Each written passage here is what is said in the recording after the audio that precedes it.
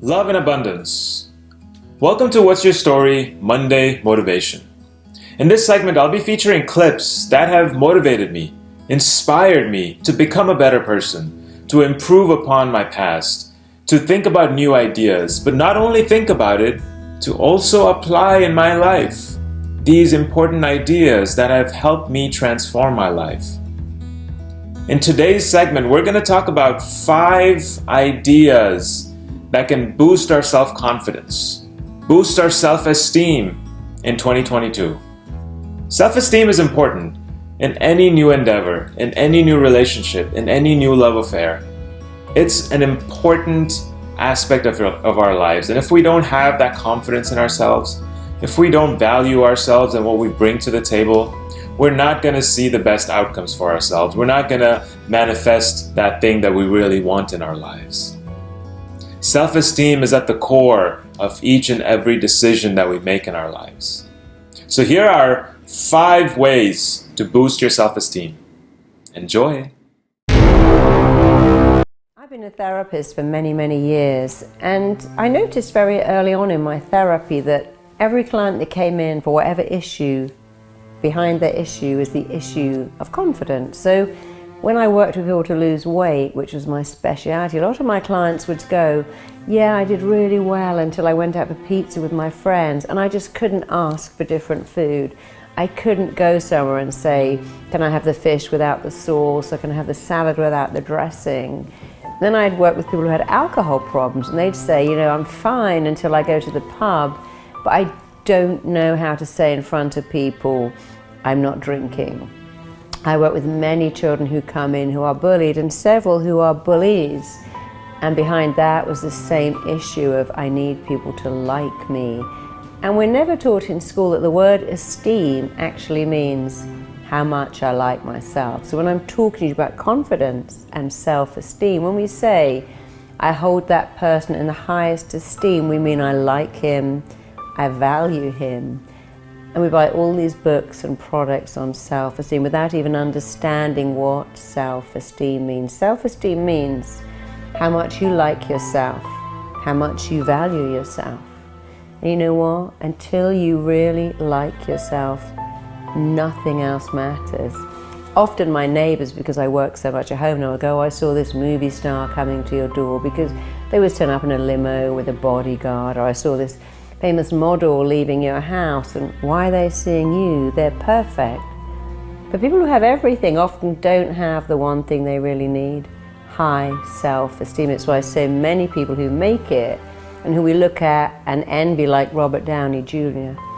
or Philip Seymour Hoffman or Heath Ledger, end up taking a lot of drugs and destroying themselves because they try so hard to make the world like them, and they succeed, but you have to like yourself.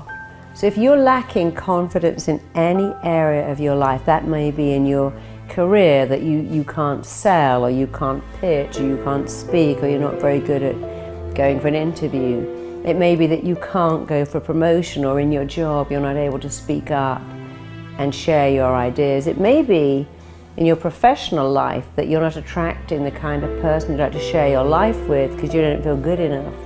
Maybe even in your area of your health, you don't go to the gym because you don't feel you're good enough to go to the gym.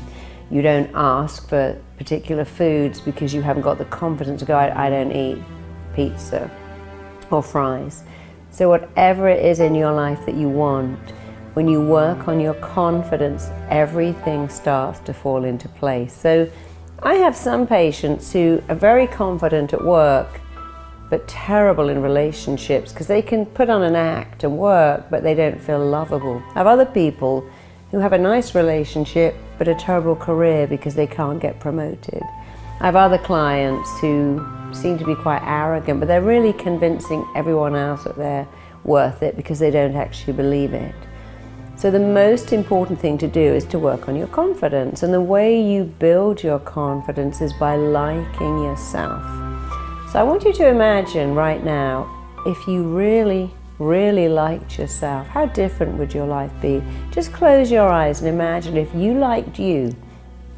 If you got up and thought you were great, how different would your life be? And when I had a young child and was a parent of a young child, I would encourage my child every day to go, I like myself, I like myself. I'd focus on things she was good at. I never told her she was good at everything, but I wanted her to feel that she liked herself. When she came in with a summer dress and a pair of winter boots, and what do I look like? I go, well, what do you think you look like? Because even at an early age, I was trying to teach her that what you think about you matters more than what other people think about you. And here's what we often do.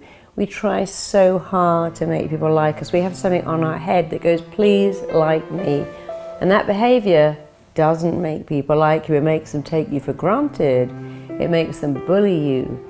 And we often send children out into the world trying so hard to make people like them because they believe, if everyone else likes me, I'm okay. I see that with young women and young men just new to the dating scene, trying so hard to please the person they're dating. And actually it doesn't work. What works is going through life with something in your head that says, I really like me, and if you like me too, that's great. But if you don't, I can live with that too, because I like me. Every baby on the world is born loaded with self-esteem. No baby, when they're being pushed down the street in their stroller, goes, oh, don't look at me, I'm having a bad hair day, or I've just been sick on my little romper suit, or I've got really fat legs. Babies' first experience on the planet is being looked at. When you're born, the doctor, the nurse, the midwife look at you. Family come to visit you. You get your picture taken, people show you off, and babies don't avert their eyes when you take their picture. When I used to push my little girl down the street, people would look in her pram, go, oh my God, she's so gorgeous. She never looked away, she kicked her little legs, she gave a big gummy smile, because she knew that she was gorgeous too. And if you ever doubt that children like attention, go to a park, go to a swimming pool, and you hear every child going, Mummy, Mummy, look at me on the swing, Daddy, watch me on the slide, Mummy, Mummy, watch me jump in the water, watch me swim, watch me jump. Because children have this belief that I'm worthy of attention, and I like it, and I can ask for it, and I'll get it. And then you have to ask, well, where does that go? Well, it goes very fast. You know, if I said to my little girl at 2, sing me, Mummy, a song, she would sing. If I said to her at 14, sing me a song, she'd roll her eyes and go, oh my God, you're so embarrassing, and walk out of the room. Because at a very early age, we acquire a fear of being judged. It's what is called performance anxiety. What if I sing and someone laughs at me? What if I read in class and I get it wrong? What if I stand up to speak and I don't know what to say? And performance anxiety can be so intense that it makes us stop performing. But people who perform really well like themselves. They go, well, I'll see what happens, and I'll sing, I'll dance, I'll act. I mean, some people can't even dance at a party in case everyone is looking at them and judging them badly. Some of my clients won't even go to yoga in case they can't hold the poses like everyone else. And believe me, we're all so busy worrying about ourselves. We don't have time to look at you and comment on your yoga position or how you're dancing at a party. And we kind of like people who don't care, who just let go and have a good time. So the thing you need to have phenomenal confidence really are 2 things. Stop judging yourself and be nice to yourself. You see, the only person in the world who is judging you is you. No one else is going, oh, look at you and look at what you're doing and that's wrong. And if there is anyone in your life doing that, if anyone in your life is judging you, they are unhappy, because critical people have the most criticism reserved for themselves. They express outwards their own dissatisfaction. Happy people go, I love seeing someone fat at the swimming pool having a great time. I love the fact that they're so happy and uninhibited. Happy people go, I love hearing children dancing and laughing and making a noise because they're happy. So critical people have the most criticism reserved for themselves. They express outwardly their own dissatisfaction. Unhappy people criticize. Happy people praise. So here's some things I want you to start doing today, right now, that will build your self-esteem super fast. The number one thing is to praise yourself. There is nothing that will build your self-esteem like praise, but your praise. If you have a shop assistant who says, oh, you look really great in the outfit, yeah, it suits you, you must buy it. they have an agenda. If your boss says you're amazing at your job, but I need to give you work to do over the weekend, they have an agenda. Someone dating you might have an agenda, and your mind knows it. But when you say, I'm great at my job, I'm smart, I'm kind, I'm nice, people like me, there is no agenda.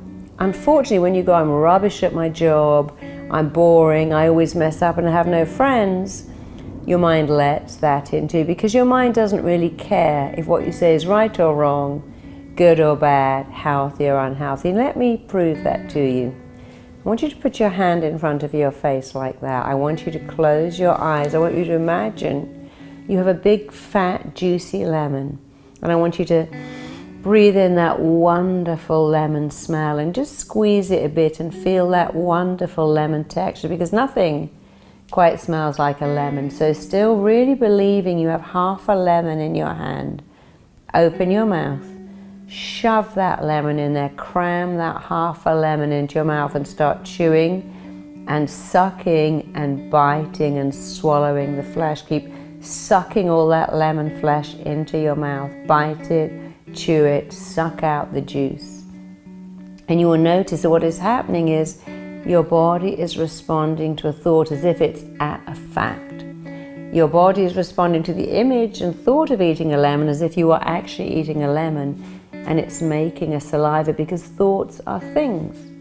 And every thought you have has a physical reaction in your body and an emotional response to. When you think, I don't have friends, I can't talk to people, I can't take things back to a store, I can't ask for special treatment, I don't know how to talk to people, then your mind accepts that as a fact, just like the lemon. But when you say, oh, I can talk to anyone, I'm an interesting person, I'm warm and friendly, people like me, and I can make eye contact, I'm good at my job, I can ask someone out on a date, I can tell the person I'm involved with what I need, your mind accepts that too. And someone recently said they keep a lemon on their desk now and look at it every day. I'm sure they change it every month, because that lemon reminds them every day that they are responsible for what they think and feel. And you know, responsibility, that word means an ability to respond.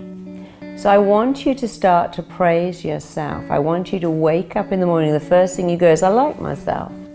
You know, if I go through the day in the life of many of my patients, they get out of bed and go, I look terrible. Oh, this doesn't suit me, I've gained weight, I should have had my hair cut, should have got this outfit pressed. And they come downstairs and go, oh, I forgot to get milk, I'm an idiot. I forgot to charge my phone, I'm a loser. They drive to work or commute saying, I forgot to prepare for that meeting because I'm stupid. And if you had a friend sharing your life with you, and you spoke to them like that when you woke up and went through the day going, you've ruined that, you haven't got enough time for that, you haven't got time to get there, you've blown that, they would leave your life very quickly. So I want you to be a really good friend to yourself and just praise yourself. You know, we all want to hear the same things. I can tell you what they are right now. No one wants to hear, I'm an amazing dentist, I'm the best CEO in the world. They want to hear, I'm a good person, people like me, I'm smart, I'm kind, I'm interesting, I'm intelligent, I'm funny, I've got a good personality, I matter, my opinions matter. And if you start to tell yourself the things, I matter, people like me because I like them, but really because I like myself, that alone will make your self-esteem go up. So I want you to start right now, every day when you're in the shower. There's nothing much to do in the shower except go, I love the smell of this conditioner, I don't like the smell of this body wash. So in the shower, it's a great way to start your day. I like myself, I matter, I'm smart, I'm good at my job. Here's something very useful to say, I have phenomenal coping skills. I cope with stuff, I've got great coping skills. You see, we all have a brilliant brain. You have a brilliant brain. When you have a brilliant brain, you have one choice. Rationalize why you feel so bad, or talk yourself out of it. So you can get in the shower and go, oh, I'm going to have a terrible day at work today. That client is a nightmare. My boss is going to be really upset, or everything's going to go wrong. Or you can talk yourself out of it. My boss likes me. That's why they employed me. I've got great coping skills. I have some talents that I'm really good at and I'm going to make today work. And just doing that will change everything, because the words you use form your reality. And when you change your words, you change your reality. So the first thing to remember is nothing will boost your self-esteem like praise. Second thing to remember is the way you feel about anything is down to just two things: the pictures you make in your head and the words you say to yourself. And the pictures you use and the words you use form your reality. And when you change your pictures and you change your words, you change your reality. Because your brain is always looking for how you feel because of the pictures you use and the words you use. So if you're writing a blog, let's say, and go, oh, this blog is awful, no one's going to read it, I can't write, what I have to say is really boring, then you will start to believe that. If you write a blog going, well, this is interesting and I really like what I've got to say, I'm sure someone somewhere is going to love what I'm saying, you'll start to feel very different. You see, there is nothing but the pictures and the words. So let's imagine you could hold a butterfly. It's very pretty, but you probably wouldn't hold a moth. You might put a caterpillar on your arm, but not a worm. You might hold a little ladybird or a ladybug, but it's unlikely you'd hold a cockroach, purely because they make different pictures. But you can change the pictures at any time at all, and you can change the words. So if your words are, I'm terrified of speaking in public, it's a nightmare going for an interview, I'm having a heart attack just thinking about asking my boss for a raise, I'm freaking out about asking that nice person if they want to come on a date with me. You're responding to those words: terrified, heart attack, nightmare, freaking out. But when you change the words to, I can speak in public, I'm going to practice, and I get better and better, I make eye contact, I'm really good. My boss likes me, I can go in and explain why I need a raise in a really logical way, and it's going to work. And I can ask that person on a date because I'm an interesting person. You see, the words you use change the pictures. A lot of people go, I'm not visual, I can't visualize it. You know, that doesn't matter. The words are more important than the pictures, because words make pictures. So keep changing your words. Don't say I'm terrified about going for an appraisal at work, because appraisal at work isn't terrifying unless you use the words, it's terrifying. Say it's a challenge, it's an opportunity, a situation. You see, when you use very intense words, this is a nightmare, this client is killing me, I'm dying under the pressure here, you get a very intense reaction. And when you use different words, you have a different reaction. And if you look at really confident people, they're not so different from you and I. They do a few things differently. Number one is they like themselves. You can criticize them, but little they won't let it in. They go, well, you can have an opinion that I'm boring or not interesting, but I don't have to let that in because I don't believe you. The second thing is they dialogue with themselves in a really good way. They're very good at letting in praise, and they praise themselves. They're very good at not letting in criticism, and they don't criticize themselves. If I said to a confident person, I love that speech, you go, thank you so much, I loved giving it. If I said that to an unconfident person, they go, oh, it was terrible, did you notice that I stuttered on that word and actually I forgot the best bit? If I said to a confident person, I really like your blog, I go, thank you so much, next week's is even better, you want to read that? Unconfident person, I go, I don't really know what I'm doing and my friend's blog is so much better. If I said to a confident person, I love your jacket, they go, I've had it for 2 years and it needs cleaning. That's what a negative would say. Confident would go, yeah, it's my favorite jacket too. I love this jacket. It's my favorite. So when someone praises you, it's like someone giving you a gift. You must let it in. And if you really want to grow in confidence, when someone gives you a compliment, say thank you, but then start adding to it, yeah, I loved writing that book, I love my job, I love selling, yeah, I particularly like these shoes, they're my favorite. So when you get praise, don't reject it. That's like giving someone a gift back. Accept it and add to it and praise yourself every day. Think about something great about yourself. So to grow in confidence, praise yourself a lot. You don't have to go over the top. Just keep saying those things. I matter. I'm a good person. I'm smart. People like me because I'm warm and friendly and interesting because I like them back. Let praise in. Dialogue with yourself in a very particular way. You know, I worked with someone who was going to therapy every week. She had a lot of issues.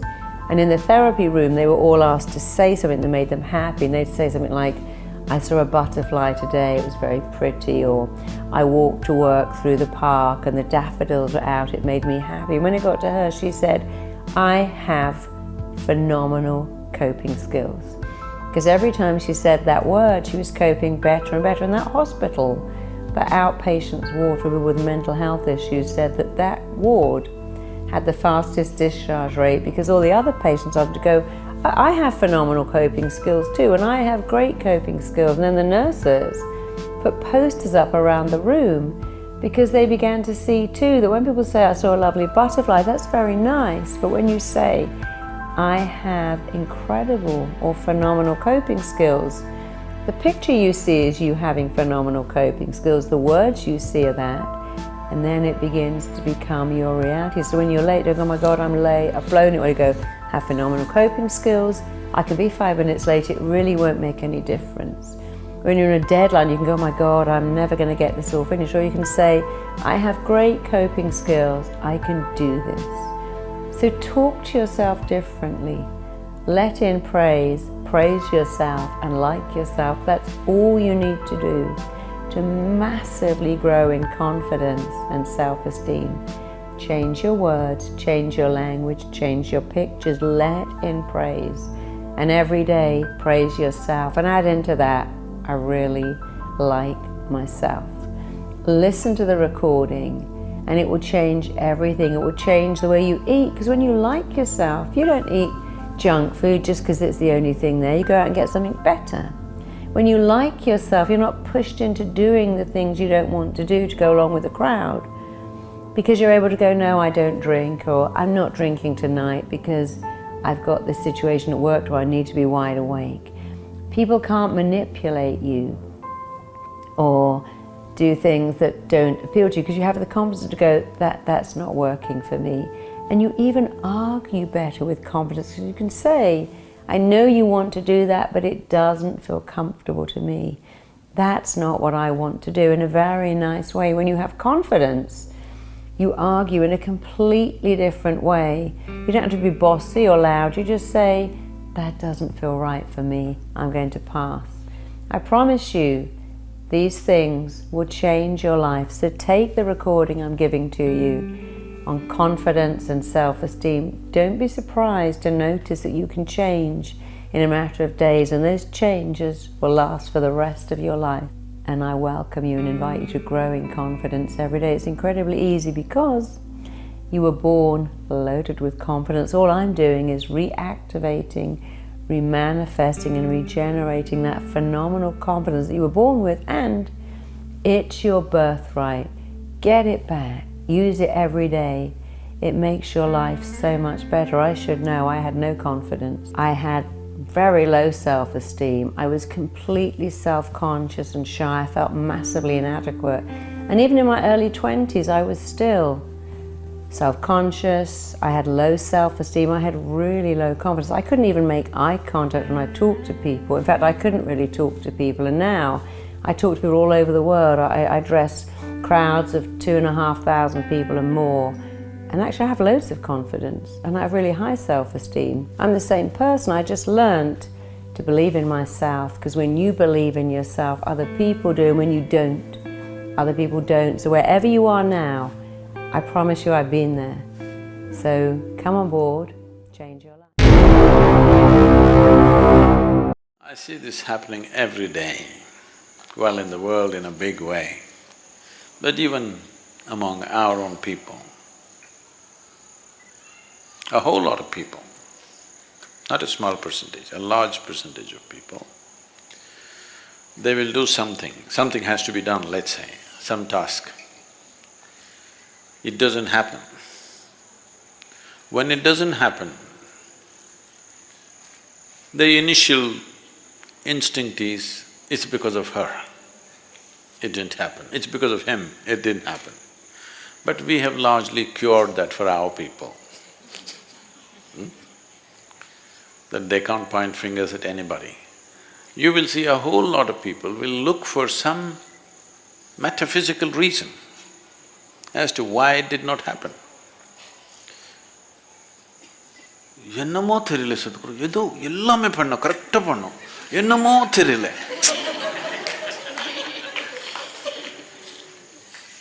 Essentially they're blaming me, Sadhguru, your grace is not working.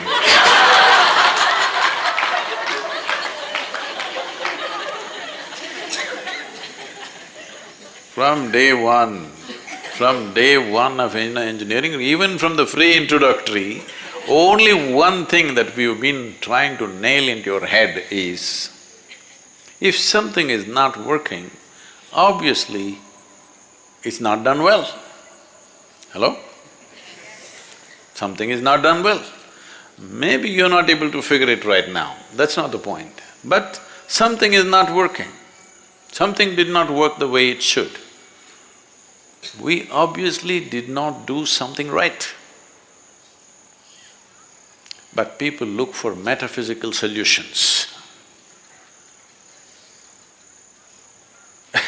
For a whole lot of people, this is what mysticism means.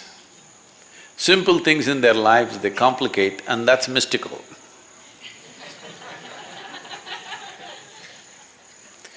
No, mysticism means the most mystical things that you cannot perceive through your five senses or your fundamental logic that you have. To make that available in a reasonably logical way, this is mysticism. But to make simple things unavailable and metaphysical is not mysticism of any kind.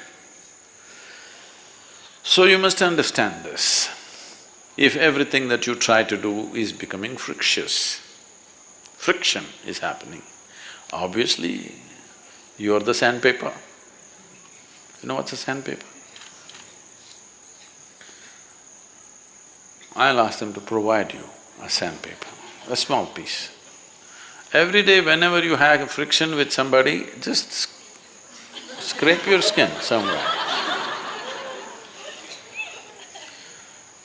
So if you don't cure yourself quickly, you won't have any skin left. When you don't have any skin left, then you will not touch anything. You will not you will not look for any friction. You will walk in… Suppose you had no skin, how would you walk? Even a little feather won't touch you, like that you will walk, isn't it? Because everything hurts now. So if you want that kind of treatment, we can do. Otherwise, first come to your senses. Friction is happening means, wherever you go, friction is happening. Obviously it's you. One simple thing you can do to reduce friction is, I've told you many times but you've not done this, is whatever you're saying in a day or in an hour or in a minute, how many words per minute are you uttering? Bring it down to 50%, still do the same work. You will see a whole lot of friction will go down, simply because you're not blabbering.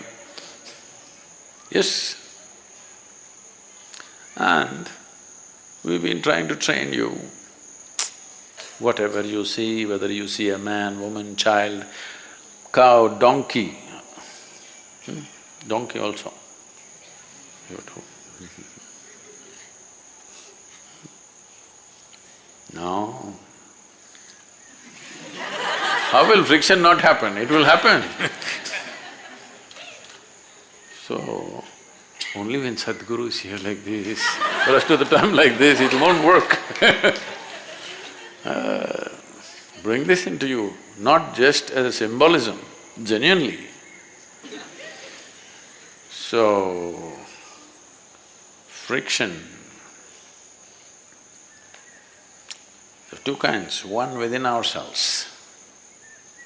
Outside is just an expression and a consequence. So, this whole thing about inner engineering means just this. that when you sit here, you can sit here without any friction. If you can sit here without any friction, outside friction also will go down. But when you meet a sandpaper, there must be some friction. There are sandpapers. Hello? So when you meet a sandpaper, there must be friction. Otherwise how? There will be. So generally we avoid sandpaper if we can, but sometimes we have to work with them. When we have to work with the sandpaper, you need tact. This is something you have to learn, this will not come. This is nothing spiritual about it, this is tact in the society. Sometimes it doesn't work, but it's a question of skill. Some people who are not spiritual in any way, they are very tactful when they meet sandpapers. You will see these kind of agents and others who are working in government offices and in political atmospheres, they are so smooth. It doesn't matter how rough the other person is, these people just… they'll just get their job done and leave.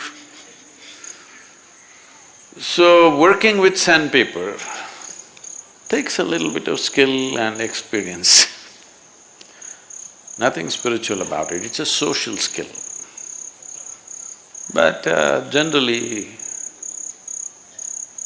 in the ashram, there are very few sandpapers. Once in a way, people pop up sand on them, but they drop it, you know. They don't keep it all the time. Sometimes they are like that.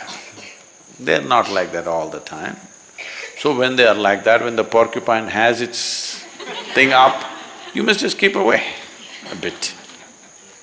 When it's down, you can talk to it. It doesn't keep it up all the time. It doesn't have the strength to do that. So, your friction, you must understand it's just you.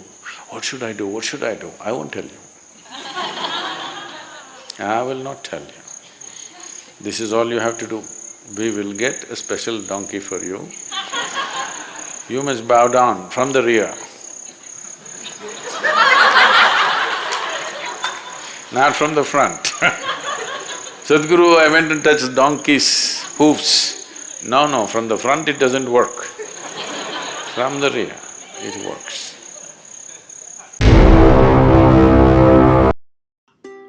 You've just reached the halfway mark of this video. If you've enjoyed what you have heard so far, please like the video, share it with a friend, and subscribe to the channel because I'll be sharing a whole lot more videos, a whole lot more ideas, and inspiration and motivation that'll help you improve your life.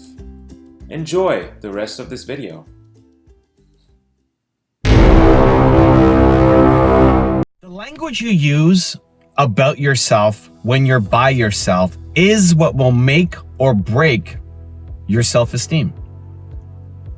When we talk to other people, when we post on Instagram, when we share our lives, we always want it to look good and be amazing and be so positive, right? Most people's Instagram stories are just all of these amazing highlights and how beautiful my perfect life is. And then you go home when you're by yourself and you look at yourself in the mirror and people, cry themselves to sleep. What's the message when you talk to yourself? What's the message when you're alone? What are you saying about yourself? When you can start to fix that self-talk, that inner dialogue, that starts to shift everything inside you to then create amazing things outside you. I remember when I first got started making YouTube videos, my self-talk was in conflict because I had my parents, who I remember the voice, there's a picture of my parents behind me on my wall in my office, and when people ask me what's my favorite quote of all time, it's what my parents used to tell me, that I'm Evan Kostreli Carmichael, I could do anything that I believe that I can. And that is a constant reminder that I still today, at 41, still use, still tell myself, still remind myself of, like, I am Evan Kostreli Carmichael, I can do anything that I believe that I can. And it's helpful and valuable, and what a gift. So grateful for my parents for that. When I was getting started on YouTube though, the other voice that was in my head was, you're introverted, you're shy, you suck on camera, anybody who makes videos has a big ego, just needs to be famous. And so I really struggled with that because I had competing voices in my head. It wasn't even what other people were telling me to do. It was me, myself, when I'm by myself, thinking about myself.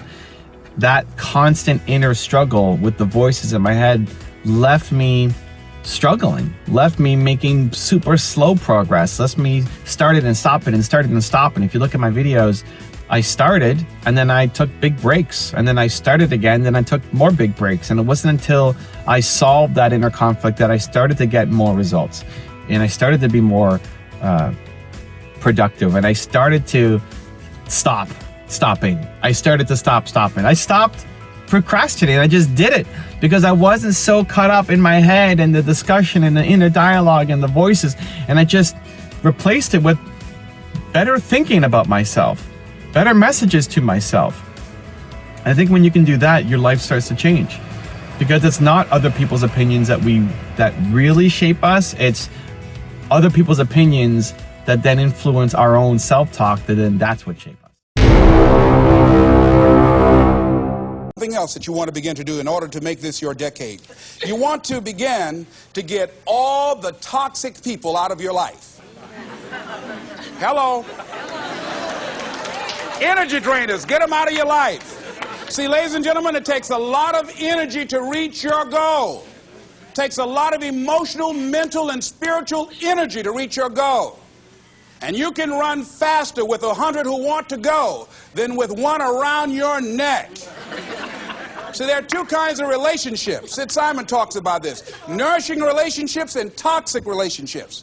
Nourishing relationships are the relationships that inspire you. They motivate you. They bring the best out of you. Toxic relationships are relationships with people that always criticize you. All they can do is find fault. All they can do is just exploit your weaknesses. All they can do is remind you of the mistakes that you've made in the past. These people are bad for your health.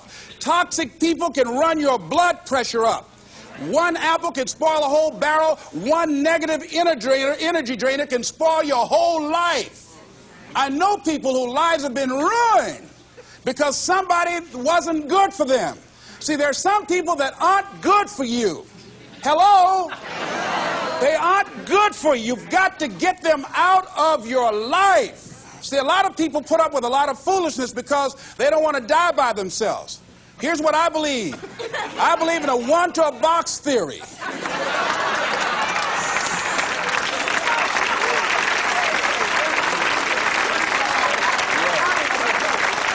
Ask this question of yourself. Make a list of who you communicate with most and ask yourself the question, what kind of person am I becoming because of this relationship? Is it helping me to grow mentally and emotionally and spiritually? Am I becoming a better person because of this relationship? Do they bring out the best in me? Do they inspire me? Do they encourage me to develop my greatness? Do they make me stretch? So you got to look at the people in your life and find out, what kind of person are you becoming because of that relationship? My mother used to say, birds of a feather flock together. You run around with losers, you will end up a loser. Hey, it's Brendan, and have you ever wondered why sometimes you don't stick to your word? You know, you break commitments, you show up late, you don't deliver what you promised, or because of all of that, somebody gets mad at you and you find yourself backpedaling or feeling like you're not living in integrity, or people tell you you're not. Why is it so hard to stick to our word? And what can you do in your life to make sure that you're more committed to things so you don't break your word, so you deliver what you promise, show up when you're supposed to show up, and all of that? That's the topic of today's episode. Now, let's first and foremost jump into these 4 ideas for you how to stick to your word. I think it'll really help. Number 1, just stop committing to things that you don't have passion for. You know, if someone's asking you to do something and you're like, yeah, okay, I'll do it, and then the time comes up and you feel so obligated and you're like, why did I agree to this? It's because you didn't have passion to it in the first place. You said yes out of an obligation, not out of a passion, and now you're paying for it. And I tell people all the time, look, you don't have to obligate yourself to other people. And as soon as you realize that, you find greater degree of freedom in your life. Start committing to only those things where you feel a passion, a calling, a real desire to serve. I tell people all the time, and it's not super popular when I say it, but I think it's accurate. It's not your job to save everybody. It's not your job to solve all the train wrecks in other people's lives. So you don't have to say, yes, I'll handle that for you because they messed up. It's really important that if you say yes to somebody, it's because you want to. Otherwise, defer it and say, like, you know what, somebody else could do that. You know what, that's not for me. Learning to turn down opportunities, sometimes even if they're good, will help you better stick to your word. I think too many people, they break their word, not because, they're not good people, but because what they do is they take on too much. They fill their plate with all of these commitments from all these people, and then they realize as they filled their plate with so many commitments to other people, they can't even go towards the things that they want in their life. They can't even handle their own responsibilities, let alone trying to solve other people's stuff. So be wary of committing yourself to other people to solve their problems or to projects that you aren't passionate about. Because if you can focus on that, learning to say no, then later on you won't have to say sorry, okay? Number 2, big idea. Always respect other people's time, energy, efforts, as much as you respect and want to protect your own. Your time is not more valuable than other people's. It took me a long time to realize that, especially as I started building a team and a big company, a big organization. Some of you were with us last week when we had 2,000 people at High Performance Academy live, our live training in San Diego. I've been blessed to reach a lot of people. And sometimes it's easy to believe, oh, wait, I got to be there to be the guy on camera. And I forget that other people's time is as valuable. I know we're all guilty of that, and then sometimes we have to apologize for it. So what I'm here to say to you is, remember, everybody has a story. Everybody has a to-do list that day. Everybody has a priority. You canceling on other people so nonchalantly is not a positive character trait.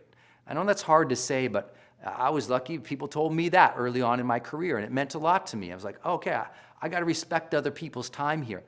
But what's happened is we're in a culture right now where so many people, because they're comfortable breaking their own commitments, they allow other people to break their other commitments. Nobody's setting any standards, and now we're all so used to it, because, right, it's so easy to cancel on somebody. You just pick up your phone, sorry, can't make it. And we're so used to doing that so casually through text that we don't see the damage on the other side. You know what? Somebody canceled their meeting to talk to you. Somebody could have been spending that time with their daughter, their spouse, their lover, their team. Somebody else could have been working on their dream project while you work on your dream project and canceled on them. Always respect other people's time as much as you respect your own. Protect other people's time. Don't ask for favors if you don't really need it. Don't say you'll be there when you won't. And I know it's hard, things do come up. But you know what? If you're always saying, well, I'm sorry these things came up, and you're always making excuses, at some point, you're not owning your life. And you're not being responsible for your day and your schedule over a period of time. Sure, yes, things do come up sometimes. But if you consistently finding yourself texting people, fibs, well, this came up, sorry, then it's a time to revisit how much you respect other people's time. I think this really matters today. I'm sure a lot of people have blown you off in the last weeks, months, years. You didn't appreciate it, so why do it to somebody else? Respect other people's times. Third big idea, and I love this one, know your payoff. Sometimes we say yes to a lot of things, even though they're good ideas, but we forget what our payoff is, why we said yes to it, so now we cancel, and we don't follow through with our word because we forget to remind ourselves about our why. Why did we commit to that? Oh, right, we could see this payoff over there. It totally makes sense. So before I ever cancel something on anybody, I always go, why did I commit to it in the first place? What was the payoff? And I remind myself of what I felt like I was either going to get from that situation or give from that situation, right? From that selfish point of view of like, why did I say yes? But also the service point of view, like I'm sure there was a reason that I felt like I could serve this situation or this person. That's why I said yes. So always be aware before you commit to something, what's the tangible takeaway? Why are you doing it? And once you've committed and before you cancel anything, say, number one, okay, did I commit to this for the right reasons? Number two, am I respecting their time? Number three, OMG, why should I still do this? What's the payoff for my character? Why should I still do this? What's the payoff for them? Why should I still do this? What's the payoff for my legacy? In other words, convince yourself why not to cancel by reconnecting with what you could get or what you could give. Fourth big idea, this is huge, and you know this from the retail world. Hey, look, you break it, you buy it. Take this into your own commitments. If you break the meeting, if you break your word, if you don't deliver when you said you were going to, you don't show up when you do, then you buy back their favor. What do I mean by that? You send them something. You send them either a very kind audio message, voice message, very kind email. You send them something in the mail if you missed a big meeting. You send them apologies. You show them some flowers. I mean, I know this sounds silly, but you need to repair the damage. You're not taking into account how much damage is happening in other people's lives when you steal their time away. And over a period of time, you steal a person's time 1, 2, 3, 4 times, you know what? At some point, they're going to say, fool me once, shame on you. Fool me twice, shame on me. And they're going to go, I don't feel good about this person anymore.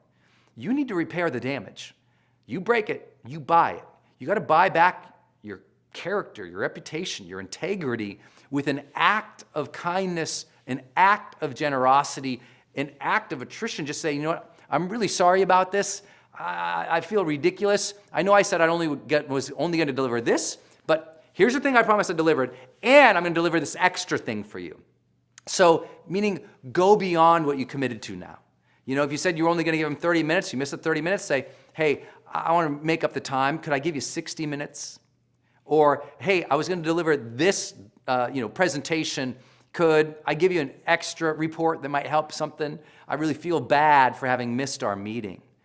This is the way that you don't just, maintain your reputation. This is the way you be a good person. Because when you mess up, be more generous. Write it down. When you mess up, be more generous. You break it, you buy it. And that will help get some favor back. It will help you feel better about yourself because so many people are wandering around with a lot of guilt because they break their word all the time. Those who are breaking the word all the time and don't feel any guilt, what's wrong with you? No, I'm teasing. You should at least take that standpoint of going, I should do better for other people than stealing their time or wasting their time or breaking my word because I know you care about your integrity. If you read my book, The Charge, you know that the third human drive is congruence. That idea of being congruent in our own actions, in our own mind, of the best of who we can be. We all want to be extraordinary people.